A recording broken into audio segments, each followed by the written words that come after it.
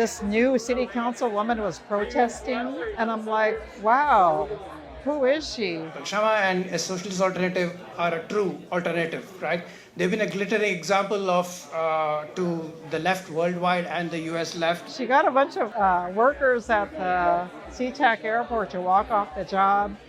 And I remember she was on the news because she got arrested. She was fighting for $15 an hour for them. We formed the App-Based Drivers Association in May of 2015. Kshama was there. She was there with us from the very beginning, our founding meeting. She inspired us. I've said before, one of the things that kept us going is that we knew we would eventually win because we had Kshama Sawant on our side. Whether you agree with Kshama Sawant, whether you don't, you know that she's the only city council member that ever had so much change, that really spoke for the people. Rent control, higher wage, living wage for people, and making sure that the marginalized voices are lifted up and acknowledged. And she's been a champion for poor people, the working class, and the homeless people ever since she's been elected in council for the last 10 years. Welcome to On Strike, a production of Workers Strike Back. I'm Bia Lacombe.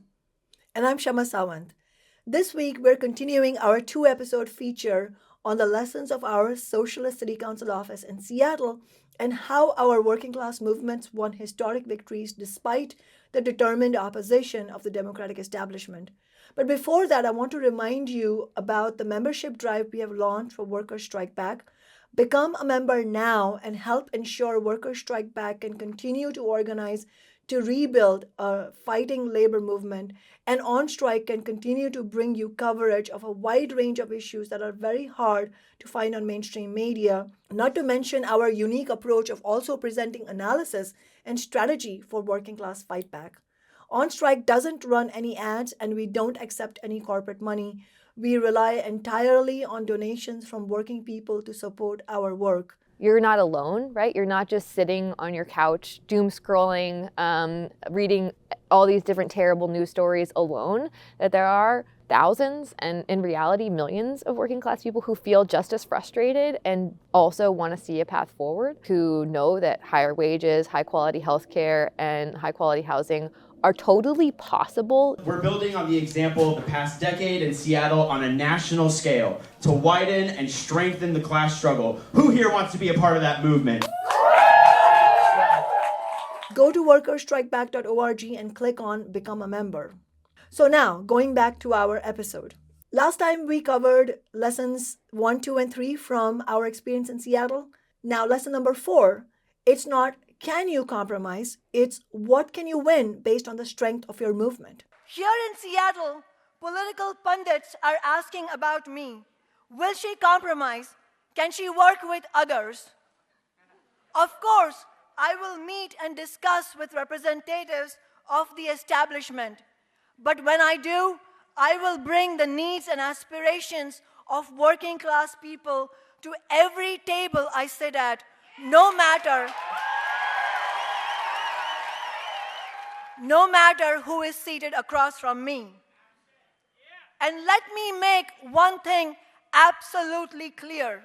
There will be no backroom deals with corporations or their political servants. There will be no rotten sellout of the people I represent. Corporate media likes to talk about quote-unquote compromise. They repeatedly asked me, why aren't you prepared to compromise? Don't you think rather than antagonizing other politicians, you should just make compromises? A reporter asked me this question again just last week after my decade-long tenure. Let's be perfectly clear. Big business has never had any intention of making compromises in the interests of working people. They expect us to do the quote-unquote compromising, by which they mean accepting ever lower pay, worse working conditions, and whatever else that they can get away with forcing upon us. Big business and their media will do everything possible to ensure that working people get screwed. This is because every dollar that goes to social programs, wages, healthcare benefits, or workplace safety is one less dollar for their profits. Amazon alone spent $14 million last year on union busting because they don't want to have to make any concessions to organized workers. When big business and their media tell a working class representative to compromise, they pretend it's about being quote unquote reasonable, but what they are really telling you to do is sell out workers. As I have said since I was first elected, it's not about my being willing to discuss with establishment politicians. I've had many such discussions over the last decade. What it is about is how progressive change really happens, and we should be 100% clear. It doesn't happen through moral persuasion or logical arguments with members of the establishment in their plush offices. Our first term started in January 2014 with a couple of corporate Democratic Council members coming to privately warn me that even though I had rabble-roused my way into office, I was not going to win any minimum wage increase, much less 15, because City Hall ran on their terms. By June, our movement had won the unanimous and historic City Council vote and proven these rotten politicians wrong. Far from being the result of vote counting or private negotiations, 15 saw the light of day only because we used our council position to build powerful momentum on the ground. Change happens when working people get organized, and when they do it powerfully and effectively around concrete demands. When they are clear who is on their side and who is not. One of the main slogans of our movement in Seattle, and also of Workers Strike Back, is, "When we fight, we can win." But whether we do win and how much we win has everything to do with the relative strength of our movement versus the political establishment at a given moment. We call this the balance of forces. This is fundamentally because establishment politicians want to loyally serve big business, but they also fear working people, and they fear for their own political careers. So they make calculations, cynical ones, about whether they have to make a concession at a given moment, or if they can safely defend the status quo in big business. Less cynical, progressive politicians also make their calculations. While they might be less ideologically dedicated to big business, they still fear angering them. So they see their career interests in trying to somehow keep big business happy while also preventing damage to their progressive reputation when they betray ordinary people. It is our job, as working class people fighting for our interests, to increase their fear of us by bringing as much pressure to bear as possible through building movements. Of course, we do have to sometimes accept that we won't win everything we're fighting for. That is inevitable because capitalism is a rotten system, and the capitalists own the media and the corporate politicians. We don't bend to keep these politicians happy, and we don't back down without an all-out fight to win every possible thing we can until the final day and the final hour. We have built upon the work of labor in CTAC on the growing movement of the fast food workers, which began in New York 1 year before. We have worked alongside organized labor in Seattle, who have campaigned continuously for 15. We forced the city establishment to lift the wages of 100,000 low-wage workers in Seattle to transfer $3 billion from business to workers at the bottom of the wage scale over the next 10 years. We did it. Workers did this. Today's first victory for 15 will inspire people all over the nation. We need to recognize what happened here in Seattle that led us to this point. 15 was not won, as we have often heard, at the bargaining table as the so-called sensible compromise between labor and business. It was not the result of the generosity of corporations or their Democratic Party representatives in government. Our victory is not complete, but we have fought until the last day, the last hour, against all the loopholes demanded by business. We will come back to the questions of tip credit, the long phase-in, the training wage. What was lost through corporate loopholes, and it is a reminder to us that outcomes in social struggle are determined by the balance of forces. It is a reminder that we need to continue to build an even more powerful movement, a movement strong enough to overcome the counterattacks from business, a movement that goes on from 15 to win further gains to address the stunning income inequality workers face, that will fight for rent control, taxes on millionaires and big developers, and full funding for all public services. I appeal to all workers to join the movement. Lesson number 5. The Democrats are not on the side of the working class any more than the Republicans are. Working and oppressed people need a party of our own.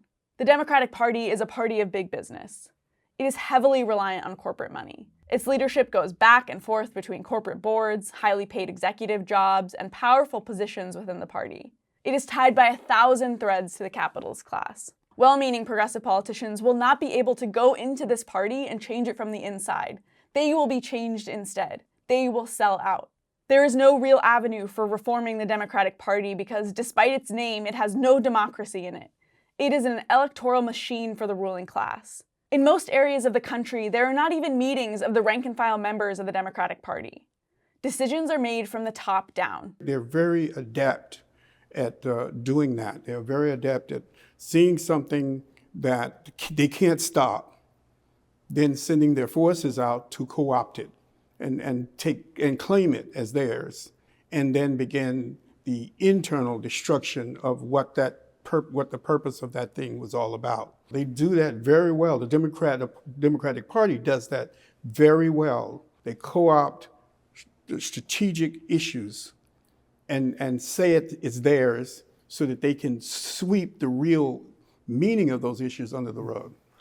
And I think that actually is one of the things that's angered, the Democratic Party political establishment the most about Kshama Sawant and Socialist Alternative is our just relentless insistence as we're fighting for, and then especially as we're winning things, to identify who's responsible for, who does this victory belong to? Yeah. When someone does threaten the party's status quo, every weapon in the party's arsenal will be mobilized against them. We saw that in 2016 and again in 2020 when Bernie Sanders ran in the Democratic primary, and they moved heaven and earth to ensure he wouldn't win. In 2020, when all else failed, they choreographed the rapid dropping out of a slew of candidates before Super Tuesday, an effort led by former President Barack Obama. Though vicious attacks against Sanders were totally predictable, this particular maneuver was stunning and unprecedented. Corporate candidates do not generally drop out en masse to help another candidate. They likely only did so because of a combination of threats and promises made to them. The party leadership was highly motivated. Prior to this move, Sanders was building commanding momentum to become the nominee, and they were determined to block him by any means necessary. This year, we are seeing how, despite the stunning lack of support for Joe Biden, the Democratic Party has completely refused to hold any election debates. The plan is for Biden to simply be crowned as the Democratic candidate despite absolutely abysmal polling numbers, huge frustration over the economy, and growing anger at his two wars in Ukraine and on Gaza. The Democrats are fearful of the threat of a progressive challenger and further chaos as they see it in their party, so they want no democracy, no real primary. And unfortunately, now Bernie Sanders has sold out. He has refused to campaign for his own platform, including Medicare for All, since the 2020 election, and has instead been giving cover to Joe Biden. In recent weeks, he has refused to call for a ceasefire in Gaza and has been supporting Biden's warmongering in alliance with the Israeli capitalist class. Bernie Sanders, for all the respect I had for him, I personally find his positions on Gaza to be very difficult to stomach. He's been finding it very hard to advocate a ceasefire, and in my view, he's really undermined his credibility as a progressive leader. Contrast that with Kshama's and Socialist Alternative position, who had a very clear analysis opposing US imperialism, and there was no doubt that we should be advocating for a ceasefire. And in fact, we won one of the strongest ceasefire resolutions in Seattle. Working people need a party of our own. We need a party that takes no corporate money and whose elected representatives accept only the average worker's wage, as I have done. This party would need grassroots democratic structures and must base itself on working class movements. In such a party, as in our election campaigns, the platform and demands must be democratically determined by the membership, and elected representatives must be accountable to those democratic structures and that platform, because the votes they take need to reflect the decisions made by the membership of the party. Many of the gains made in European countries, such as public healthcare systems, were made by working class parties with active memberships of millions of people. The lack of such a party in the United States is a central reason why we don't have healthcare for all. A mass working class party will not appear out of thin air. We will have to prepare the ground to win it. Crucially, right now, we need to rebuild a fighting labor movement, which will be necessary to win Medicare for all. Part of preparing the ground is to demand that candidates who call themselves progressive and ask for the votes of working people must run independent of the Democratic and Republican parties. We must refuse to be sold out again. Lesson number 6. Socialist and working class representatives must reject careerism. I didn't decide to run for my own ego or to build a career. Rather, Socialist Alternatives members and elected leaders, of whom I am one, had in-depth discussion and debate in 2013 about what we felt was a huge opening for real working-class candidates. The 2011 Occupy movement had revealed the anger of millions of working and young people about economic inequality. By the end of 2012, fast food workers in New York had begun to question stagnating wages and brought forward the idea of a $15 an hour minimum wage. It was in this context that Socialist Alternative members voted on running a candidate for City Council in Seattle. Our members voted on the election campaign's platform and also who the candidate should be. As mentioned earlier, our campaign raised the demand for a $15 an hour minimum wage for Seattle's workers. We also campaigned to tax the rich, to fund affordable housing and other social needs, and for strong citywide rent control. All these demands got a huge echo from working people throughout the city.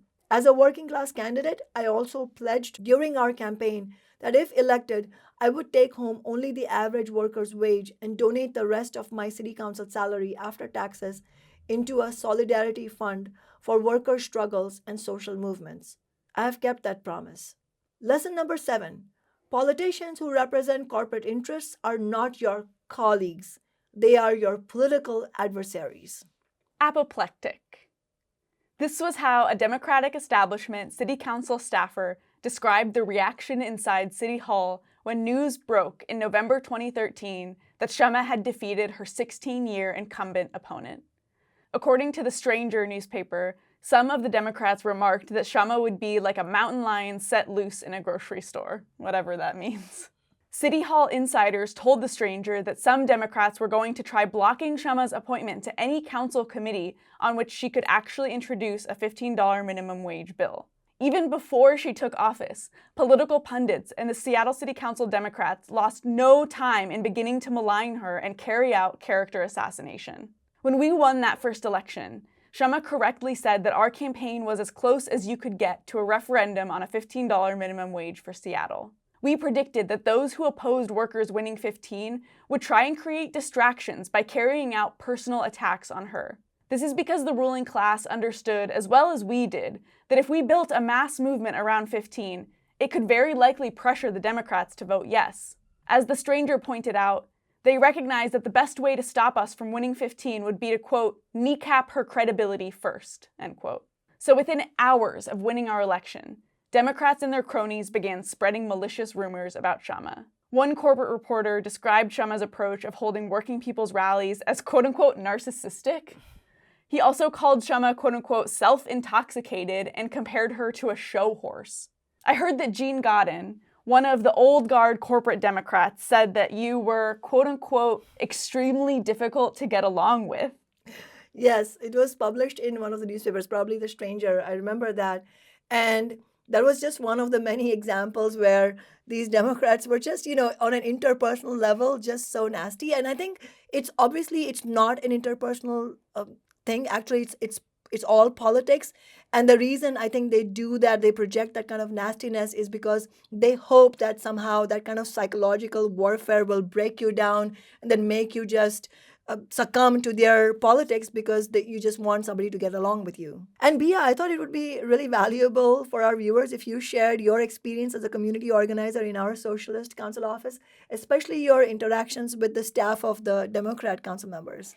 Yeah, I mean, most of them were very just polite, in a surface kind of way, although some, pretty cold to our office. They didn't see us correctly as being, part of the establishment, of City Hall. We were always sort of like the outsiders, just sort of surrounded by wolves really in City Hall.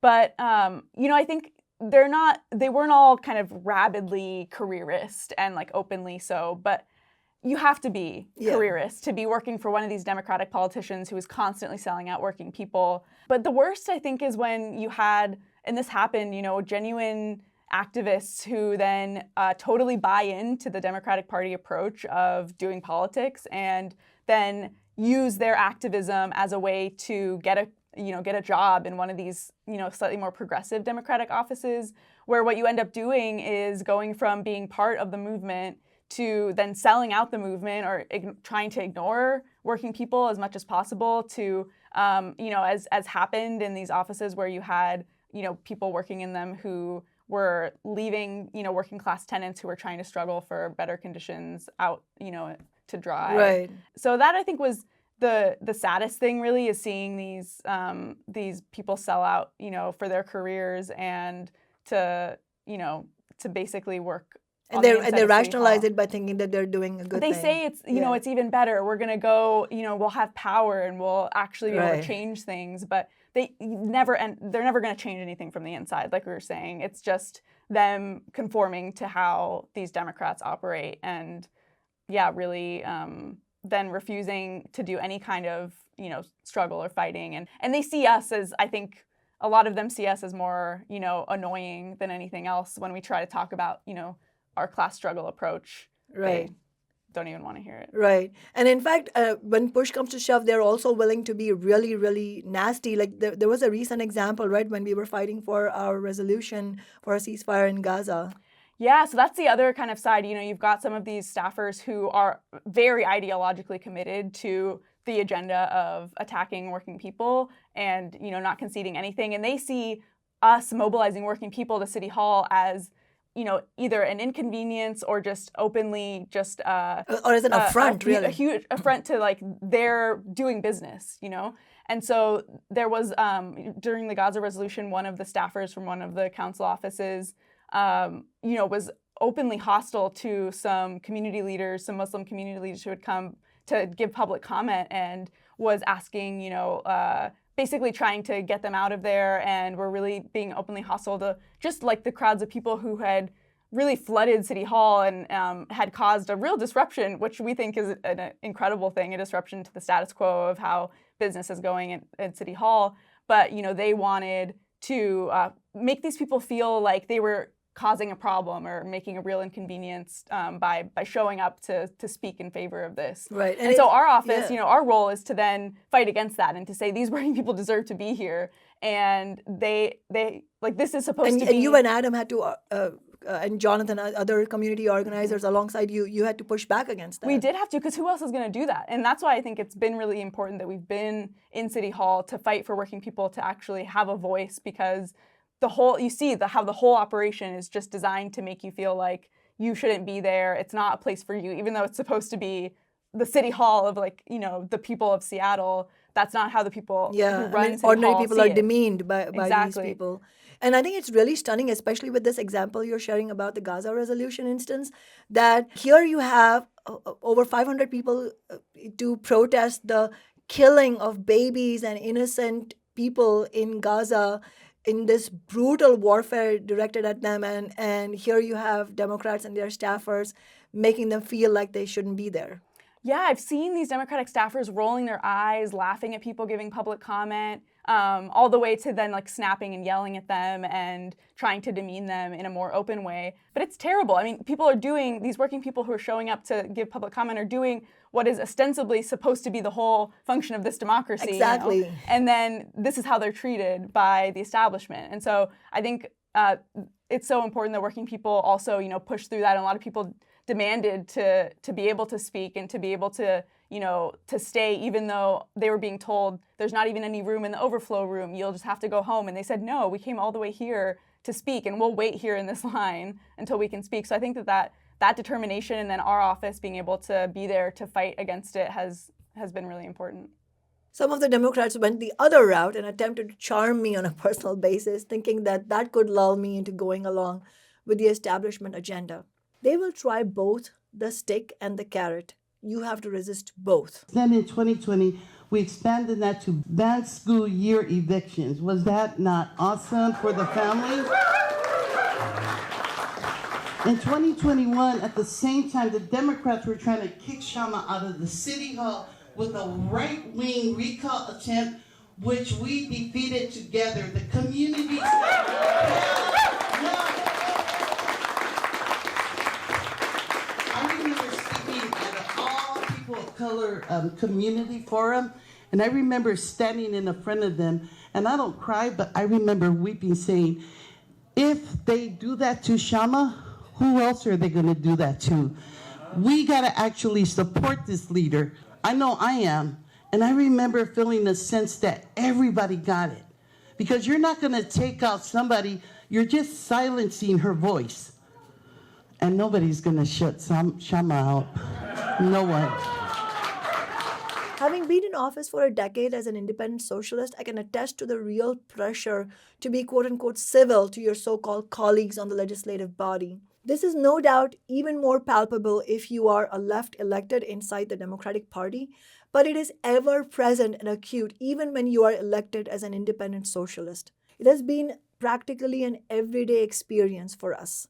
Earlier this year, in an increasingly rare moment of honesty, AOC described why she and the squad members refused to publicly call out the thoroughly pro-corporate leadership of the Democratic Party. She said that it was because doing so would cause quote-unquote relational harm. This gets to the heart of the matter. These progressives don't want to risk upsetting those in power. This is what she meant, that she and the squad were not really going to fight for working people because in order to do that, it would require them to openly defy and expose the establishment Democrats. And if the squad did do that, it would spoil their personal relations with the establishment politicians and other power brokers of their party. If you are unwilling to accept that establishment politicians are not your colleagues but your class enemies, and that they will oppose you if you stand up for working people, you will end up selling out despite the very best of intentions. All this shows why we need a new party for working people.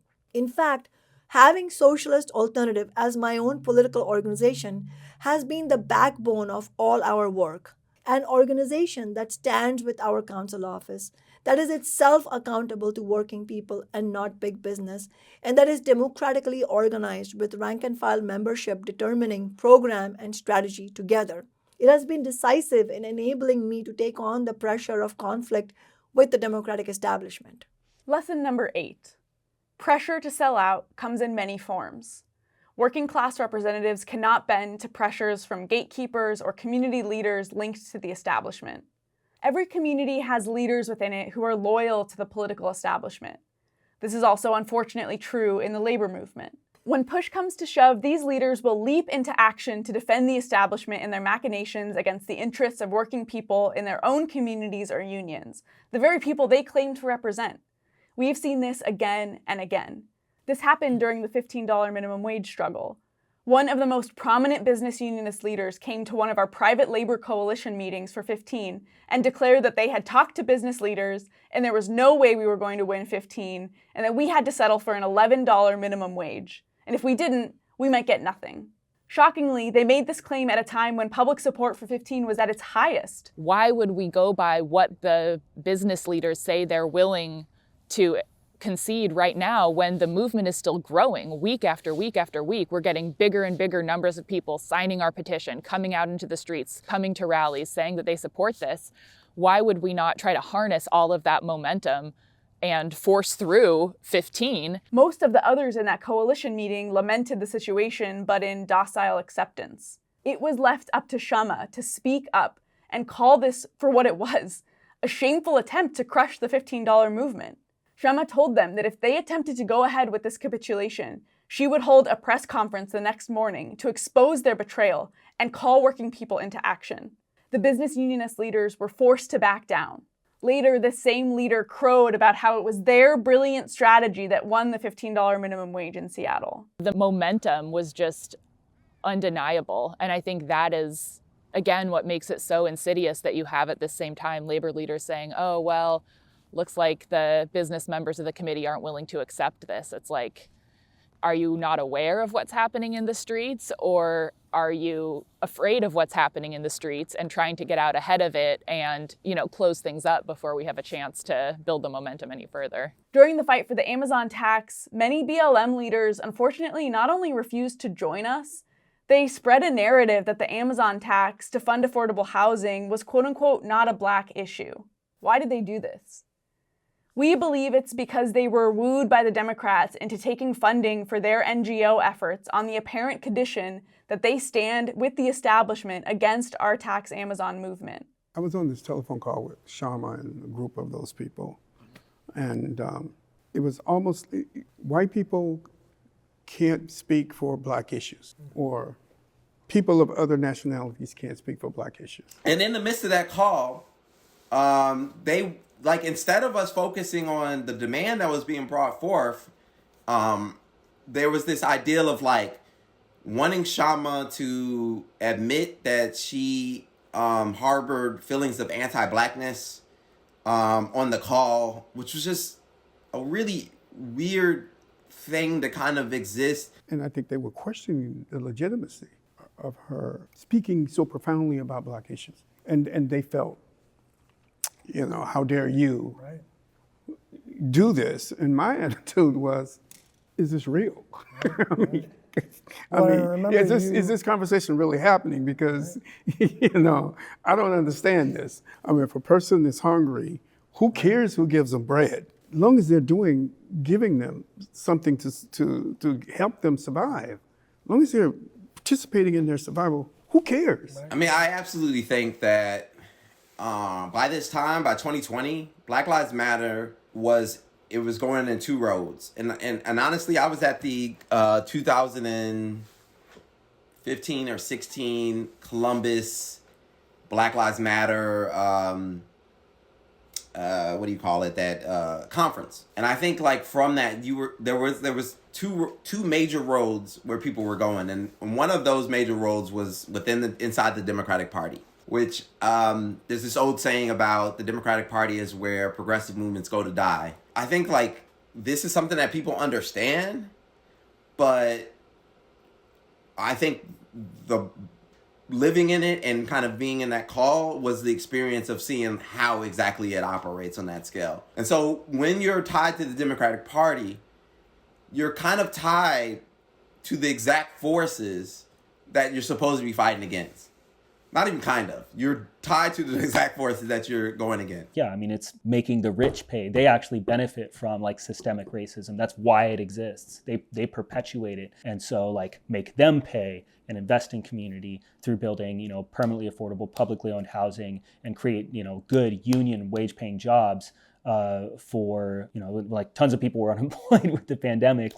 That really, I've never gotten that kind of response. There were so many people out in the streets and, groups of people moving around. You would see, tax Amazon, and again, it was, they hear tax Amazon and they're immediately like, I want to sign that. Let me sign that. And they yell at their friends down the street, hey, get the fuck back here. You need to sign this. We would have multiple clipboards because there were so many people and there was such enthusiasm for it. And so Kshama brought out for many people a real way forward, that if the entire Black Lives Matter was to do that, fight against the super rich to improve the quality of lives of working class people of all racial backgrounds, but disproportionately Black, all throughout the country, you would lay the basis to going head to head against the Democratic Party. Socialist Alternative and Kshama refused to accept this gatekeeping. We went to the rank and file of the BLM protests with our Tax Amazon petition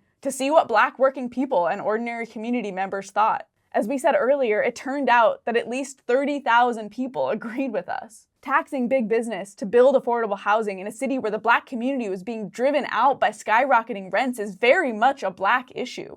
Had our office accepted the dictates of these establishment-linked community leaders, the Tax Amazon movement would have died an ignominious and premature death.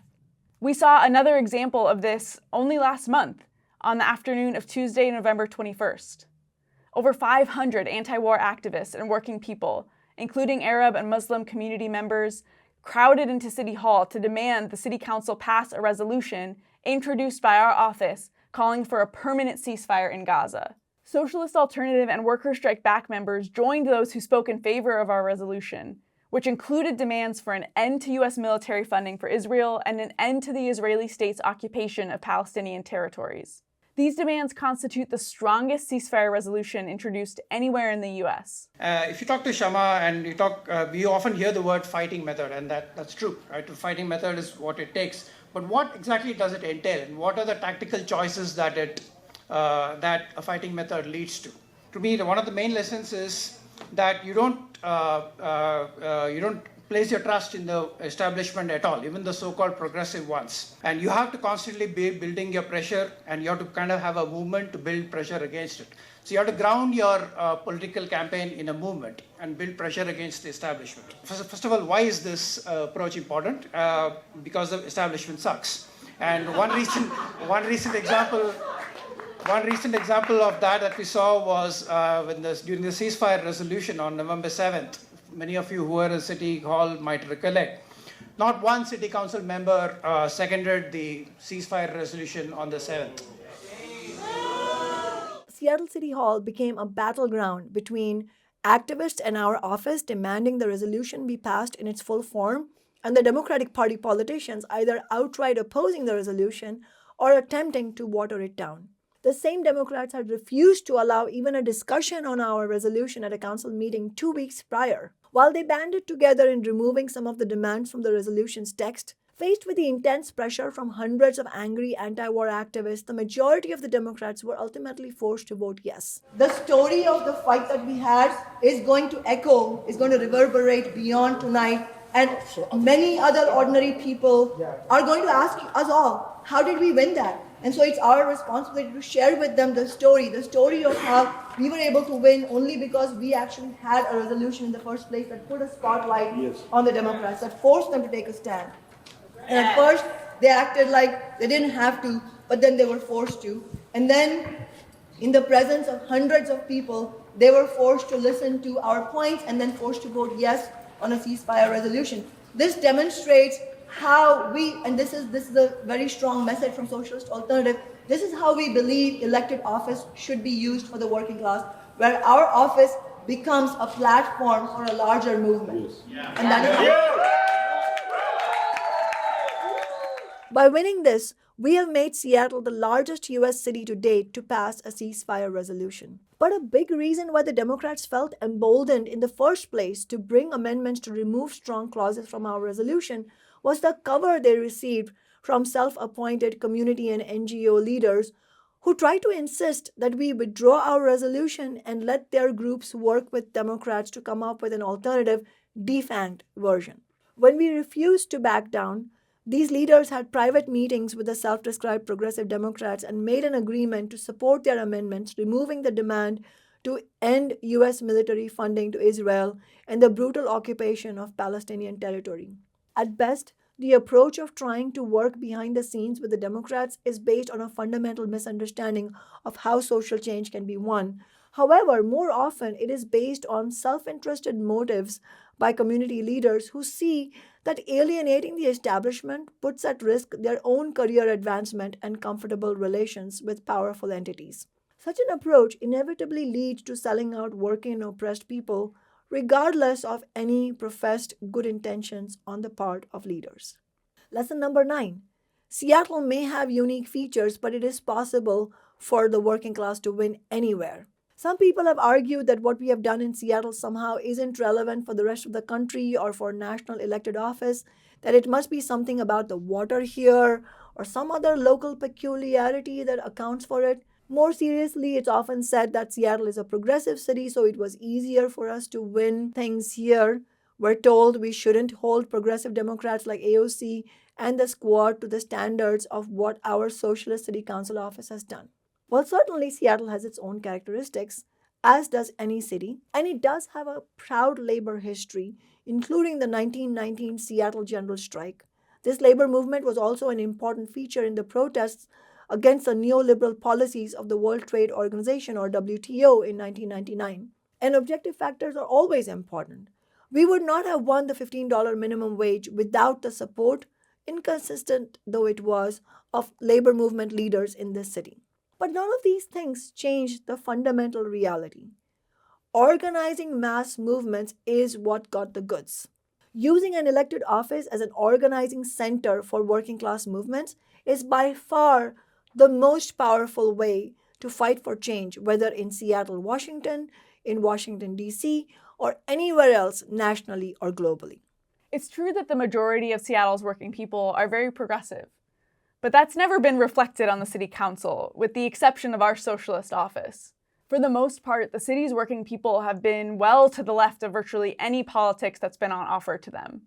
It would have been a complete non-starter for our movements had Kshama decided to eschew open conflict with City Hall Democrats and chosen to only take on demands that already had, quote-unquote, the votes. An overwhelming number of our movement's victories, starting with the $15 minimum wage, began with only one reliable vote on the council, Kshama's. But we repeatedly won unanimous or supermajority votes, with Democrats coming under pressure from our fighting council office and movements. Revolutionary socialists have always had a different approach to elected office. They have always sought to act as tribunes for working people, not as compromisers with the capitalist class. So while Seattle is a beautiful city with many beautiful views of the water, it's not the water, it's the socialist politics we brought forward. It is the organized pressure of working people on the streets, in the workplaces, in city council chambers, fighting in every way possible to make it clear to the representatives of big business that there will be a real price to pay if and when they betray us. Lesson number 10. The capitalists and their political representatives will fight against working people's movements everywhere, every time. We need a different kind of society. As Kshama has said, we did not run our campaigns to be yet another cog in the machine, but with slightly shinier moral credentials. We got here to make real change happen in a highly unequal society in which a tiny elite holds the power. So clearly we cannot be worried about them being against us, because they're going to be. It's no accident that we have faced fierce opposition in every single election. It's no accident that the Democrats and Republicans teamed up in 2021 to try and oust Kshama through a right-wing recall campaign. And it's no accident that the corporate media, the two major political parties, and far too many community and labor leaders are all on the same page when it comes to opposing socialists and working class politics. They are defenders of the status quo, which they all benefit from. This status quo is not going to be tweaked and reformed bit by bit. Another difference socialists have in running for office is that while we are fighting for far-reaching reforms, we also recognize that those reforms will be far from enough. We knew when we first campaigned for 15, both that it would be extremely difficult to win and also that it wouldn't be enough. We knew the Amazon tax, though also incredibly difficult to win, would not fund nearly as much affordable housing as working people in this city need. That it would not by itself change the fact that under capitalism, the vast majority of housing is owned by a few big corporate landlords. We recognize that the renters' rights laws we have won will continue to be attacked by the corporate landlords with the help of the Democrats the moment we leave office. The capitalists will always seek to claw back anything we win. They are coming for Social Security. They are coming for Medicaid. Around the world, they are coming for socialized medicine wherever it has been won. The capitalist system is fundamentally bankrupt. It is an engine of inequality, of war, and of environmental disaster.